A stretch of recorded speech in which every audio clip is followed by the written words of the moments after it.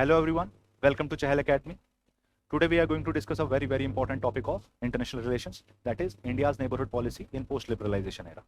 Let's get started. Today what we are going to discuss, first, what was India's neighborhood policy between 1991 and 1998? Means 1991 basically post liberalisation era से लेकर 1998 तक हमारी foreign policy किस direction में move की और क्या क्या हमने चेंजेस किए उसके अंदर. Second, what is Gujral doctrine and उसके फीचर्स क्या है. गुजराल डॉक्ट्रीन एक डॉक्ट्रीन है, फॉरेन पॉलिसी डॉक्ट्रीन है, जो कि आई के गुजराल ने प्रोवाइड की in 1996, who was our foreign minister back then. चलिए स्टार्ट करते हैं. Neighbourhood policy between 1991 and 1998. 1991 से पहले कोल्ड वॉर चल रही थी. कोल्ड वॉर में दो पार्टीज थी, communist bloc led by USSR and capitalist block led by US. इस कोल्ड वॉर की एंडिंग में हमें यूएस विक्टोरियस इमर्ज होता हुआ दिखता है. US was the winner of this cold war and eventually because of US being the winner हमें हमारी फॉरेन पॉलिसी को काफी ज्यादा चेंज करना पड़ा, एक मेजर शिफ्ट लेना पड़ा अपनी फॉरेन पॉलिसी के अंदर. यूनिपोलर वर्ल्ड में पॉलिसी सेम नहीं रह सकती जैसी कि आपको बाइपोलर वर्ल्ड में चलती हुई दिख रही थी, और वही चेंजेस आपको हमारी फॉरेन पॉलिसीज में भी मिलते हैं. एक और इंपॉर्टेंट इवेंट जो इस टाइम पीरियड में हुआ, that was Pokhran 2 in 1998. It is also known as operation शक्ति.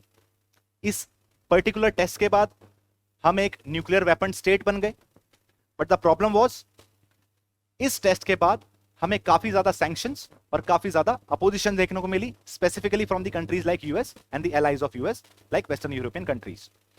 1991 के बाद as we have gone through the liberalisation, privatisation and globalisation reforms, तो हमारी इकोनॉमी ओपन हो चुकी है. तो now we can contact and we can maintain relation with the capitalistic economies as well. मतलब यूएस और उसकी एलाइड कंट्रीज, जैसे कि हमें इजराइल देखें, ASEAN countries and US itself, इनके साथ हम बेटर तरीके से एंगेज कर पा रहे हैं.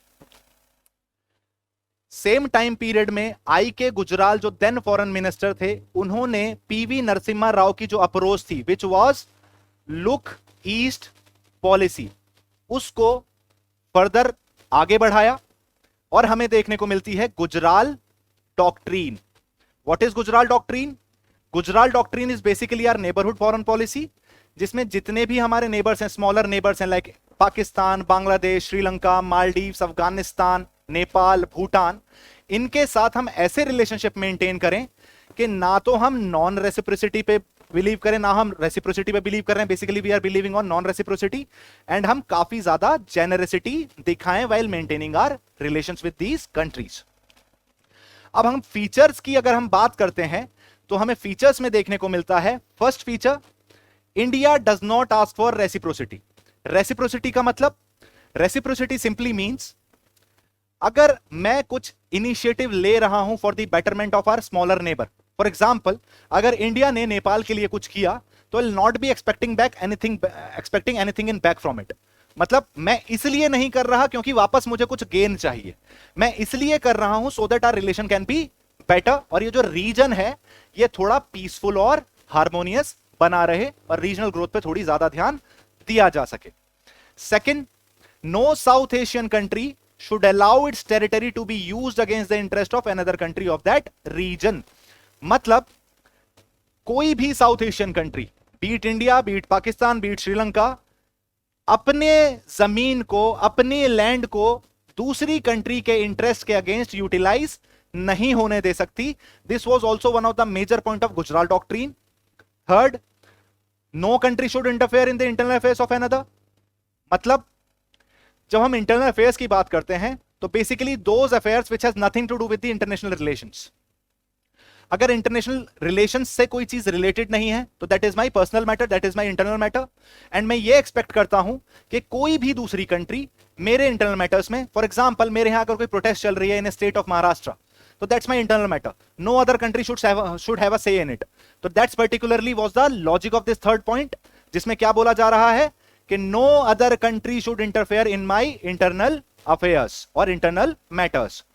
Fourth point, all South Asian countries must respect each other's territorial integrity and sovereignty. Her country को, जितनी भी साउथ एशियन कंट्रीज हैं उसमें से हर कंट्री दूसरी कंट्री की टेरिटोरियल इंटीग्रिटी, मतलब जो हमारी ज्योग्राफिकल एंटिटी है, जो हमारे बॉर्डर्स हैं, उनको रेस्पेक्ट करेगा। दूसरा, सोवरेनिटी को रेस्पेक्ट करेगा, मतलब sovereignty is independent decision making. जब मुझे अपने देश के बारे में कोई डिसीजन लेना है, then I must be the only stakeholder taking the decision, no other country should be involve in this, मतलब कोई और देश मेरे सोवरेन डिसीजंस में इंटरफेयर नहीं करेगा और उनको रेस्पेक्ट करेगा। Fifth, they should settle all their dispute through peaceful bilateral negotiations. See, South Asia is not the very developed part of this world. different developing countries आपको देखने को मिलती हैं यहाँ। अब different developing countries हैं, सबके different इंटरेस्ट हैं, तो काफी स्वाभाविक है, काफी ऑब्वियस है कि उनके बीच में आपको टसल्स देखने को मिल सकते हैं। तो गुजराल डॉक्ट्रिन ये कहना चाहती है कि अगर कोई टसल एग्जिस्ट करता भी है तो आप उसे मिलिट्रीली रिजॉल्व नहीं करेंगे, आप उसे किस तरीके से रिजॉल्व करेंगे? पीसफुल बायलैटरल नेगोशिएशंस के थ्रू, मतलब बातचीत के थ्रू आप उसको रिजॉल्व करने की कोशिश करेंगे। ऐसे ही इंटरेस्टिंग वीडियोस के लिए जुड़े रहिए चहल एकेडमी के साथ। Thank you so much, have a good day.